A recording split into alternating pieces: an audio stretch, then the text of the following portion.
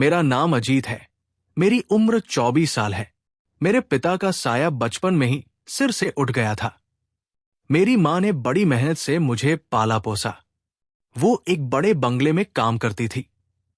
कुछ समय से उनकी तबीयत ठीक नहीं थी, इसलिए मैंने उनकी जगह काम करना शुरू कर दिया। मालकिन, जो एक विधवा थी, पहली बार मुझे देखकर मुस्कुराई और कहा, तुम्हारी मां ने अच्छा किया जो तुम्हें यहां भेज दिया। उनकी बातें सुनकर मुझे थोड़ा अजीब लगा, लेकिन मैंने सोचा कि शायद ये उनका तरीका होगा। पहले दिन उन्होंने मुझे अपने पैरों की मालिश करने को कहा। यह मेरे लिए असामान्य था, लेकिन मैंने सोचा कि यह काम का हिस्सा है। धीरे धीरे मैं उनके और करीब आता गया। उनके व्यवहार और कामों में कुछ ऐसा था जो मुझे बेचैन करता था। एक दिन उन्होंने मुझे रात के समय अपने कमरे में बुलाया। मैं संकोच के साथ उनके कमरे में पहुंचा। उन्होंने मुझे एक पार्सल दिया और कहा, इसे दूसरे शहर पहुंचा देना। मैंने बिना सवाल किए पार्सल ले लिया, लेकिन जब रास्ते में पार्सल में हलचल हुई तो मैंने उसे खोलने का फैसला किया। अंदर एक लड़की थी, बंधी हुई और डरी हुई। उसने बताया कि वह एक गिरोह का शिकार हुई थी जो लड़कियों को बेचता था। मैं स्तब्ध रह गया। मैंने तुरंत फैसला किया कि मैं इसे और नहीं सहूंगा। मैंने लड़की को छुड़ाया और उसे पुलिस स्टेशन पहुंचा दिया। पुलिस ने कार्रवाई की और उस गिरोह को पकड़ लिया। जब मालकिन को इस बात का पता चला तो उन्होंने मुझे धमकाया, लेकिन मैं डरने वाला नहीं था। मैंने साफ कह दिया, आपके जैसे लोगों को सजा जरूर मिलेगी। मालकिन को गिरफ्तार कर लिया गया और उनके गिरोह का पर्दाफाश हो गया। आज मैं मेहनत से कमाई करता हूं और गर्व महसूस करता हूं कि मैंने सही फैसला लिया। मैंने सीखा कि ईमानदारी से जीने में ही असली खुशी है। मालकिन की गिरफ्तारी के बाद मैं अपनी मां के पास वापस लौट आया। मां की तबीयत अब भी खराब थी, लेकिन मुझे इस बात का सुकून था कि मैंने एक बड़ा अन्याय रोका और कई लड़कियों की जिंदगी बचाई। पुलिस ने मेरी मदद के लिए सराहना की और मुझे एक ईमानदार इंसान के रूप में देखा। कुछ समय बाद पुलिस ने मुझे एक सरकारी नौकरी का प्रस्ताव दिया। ये उनकी ओर से मेरी ईमानदारी और साहस का इनाम था।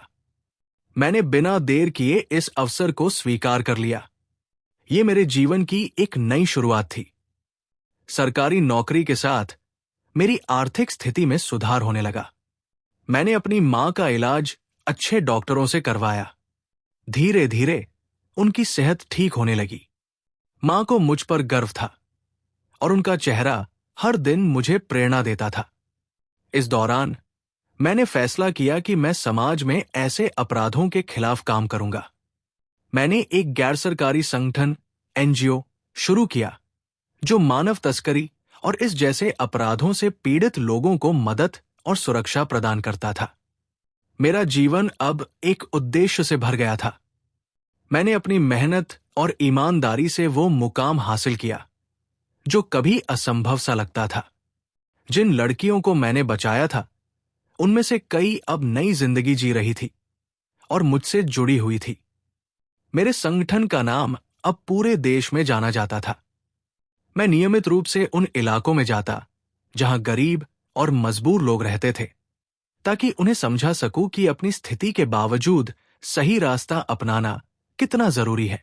एक दिन पुलिस ने मुझे सूचित किया कि मालकिन जेल में बीमार है और मुझसे मिलना चाहती है। मैंने सोचा कि उनके पास जरूर कुछ कहने को होगा। मैं जेल में उनसे मिलने गया।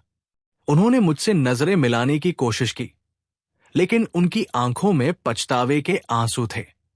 उन्होंने कहा, अजीत, मैंने तुम्हारे साथ गलत किया, लेकिन तुमने मुझे वो सबक सिखाया जो कोई नहीं सिखा सकता था। मैं चाहती हूं कि मेरी बाकी जिंदगी सही काम करते हुए बिताऊं। उनकी बात सुनकर मुझे थोड़ा संतोष हुआ।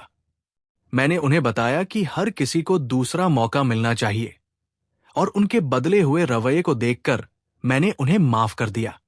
अब मेरा जीवन लोगों की मदद करने और उन्हें नई राह दिखाने में समर्पित है।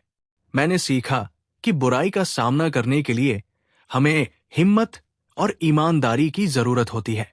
मेरी मां का सपना पूरा हो चुका था। एक ऐसा बेटा जो न केवल खुद मजबूत बने बल्कि दूसरों के लिए भी प्रेरणा बन सके।